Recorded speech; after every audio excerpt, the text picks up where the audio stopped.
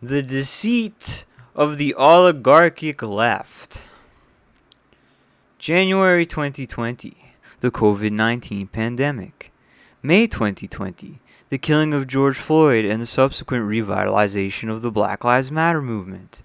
November 2020, the presidential election between Donald Trump and Joe Biden, in which Biden stood victorious. January 2021, the storming of the U.S. Capitol building by Trump supporters. February 2022, Russia begins special military operation into Ukraine. June 2022, U.S. Supreme Court overturns Roe v. Wade decision, making abortion rights a matter of state rather than federal jurisdiction. September 2022, Mahsa Amini killed while in custody of Iranian police, sparking outrage from Western feminists. Each of these are events that the mainstream media in America focused on heavily, one after the other. And there are more minor events in between this timeline as well. The American left has latched on to the mainstream media's narrative concerning each of these events and the deeper issues they are associated with every time, without exception. It is astounding how readily self-styled radicals embrace the mainstream narrative. What may be even more astounding, however, is that these leftists' attention is diverted from one event to the next, while the issue they were concerned with several months before has not yet been resolved. It is almost as if they don't authentically care about the issues they are so vocal about whenever it is socially acceptable, socially convenient, and even socially enforced for them to be. The protest is more of a social outing than a political activity. What has a protest accomplished in the last 40 years? What passes for quote-unquote politics within this cultural environment has become more akin to a team sport than to actual political activity.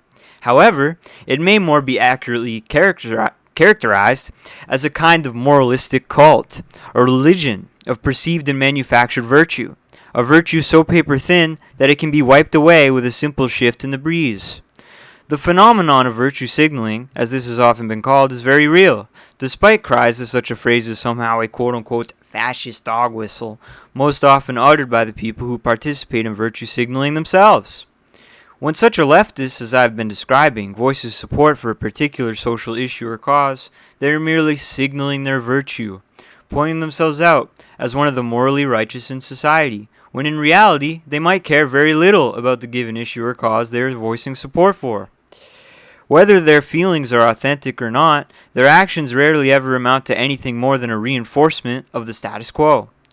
Virtue signaling functions on an interpersonal level to make the virtue signaler appear morally pure, and functions on a political level to uphold the existing establishment as well as the existing modes of popular discourse that breed virtue signaling and other such behaviors in the first place. This functions on quote-unquote both sides of the partisan aisle, however. The social conservative vociferously rambling about quote-unquote groomers and the liberal championing big tech censorship are one and the same person on a political level. The scope of political analysis that this person is stuck within is incredibly narrow and severely limited, preconditioned by the existing establishment so that nothing will fundamentally change. Joe Biden's infamous promise to America. This person only cares to decide what is on the menu. They do not care to investigate how the food is made. This person only cares to pick and choose what appears on their screen. They do not care to examine the inner mechanics of the device. Their political analysis is essentially trapped in the superstructure, which means that it is doomed to failure. This characterizes both the scapegoating of immigrants and sexual minorities for the nation's problems on the right and the reductionist obsession with race and gender relations on the left. There are deeper problems with the seemingly prevailing notion of identity and how it functions that are related to this, but beyond the scope of the present writing. The crucial point is that this mode of political analysis cannot adequately develop a materialist critique of the actual structure of society, the power of the real elites and the establishment they constitute, which entirely eludes it. What is interesting in the case of the academic left in America is how intellectual concepts are deployed as interpersonal weapons to be wielded against those the leftists in question harbor animosity towards. Those who do not fit into the club of wokeness are ostracized and demonized as bigoted. Simultaneously, the biases of the leftists who participate in this behavior go entirely unexamined. The primary qualities that qualify someone as morally pure within this religion are personal popularity, upheld mostly in this environment by one's relative skill at manipulating others, and more importantly, agreement and total mental accordance with the establishment narrative. It is no mystery or coincidence that this manipulative, exclusionary cult behavior resembles the establishment it worships so directly. We live in an oligarchic society. There is no clear helmsman, no great puppet master pulling the strings from behind the curtain. At the top of the pyramid merely lies a void in the shape of a dollar sign. These moral cultists, styling themselves as radical leftists, are in reality only petty oligarchs in the making. What we are witnessing today is the coagulation of a new form of conformity. The rules of society are presently being rewritten. The old patriarch is a dying, senile, tottering failure. So what will take his place? What's rising to the top are parasitical, manipulative, controlling, sadistic leeches swarming his rotting corpse. These moralistic, idealist, individualistic careerists are the true enemies of communism. All their mode of political action, quote-unquote, has accomplished in reality is the reinforcement of the ruling establishment, personal aggrandizement, and career fulfillment, while the social crises our society face only deepen.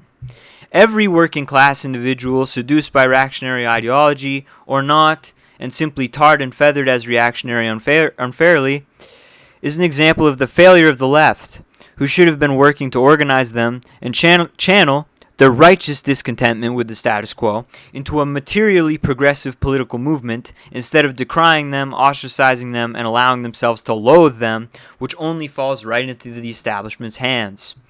This left spits on the working class of America, as well as the people of the world at large, all while styling themselves as humanitarian warriors for justice. With every piece of imperialist propaganda they spread, unwittingly or not, they carry water for the American empire. The moralistic cult of wokeness is both entirely politically ineffectual and a farce, a trick, a political game, a personal game, in fact. These people do not truly and authentically embody anything revolutionary.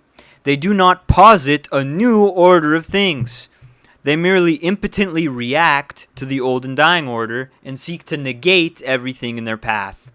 Their radicalism, quote-unquote, is merely the new ruling conformity.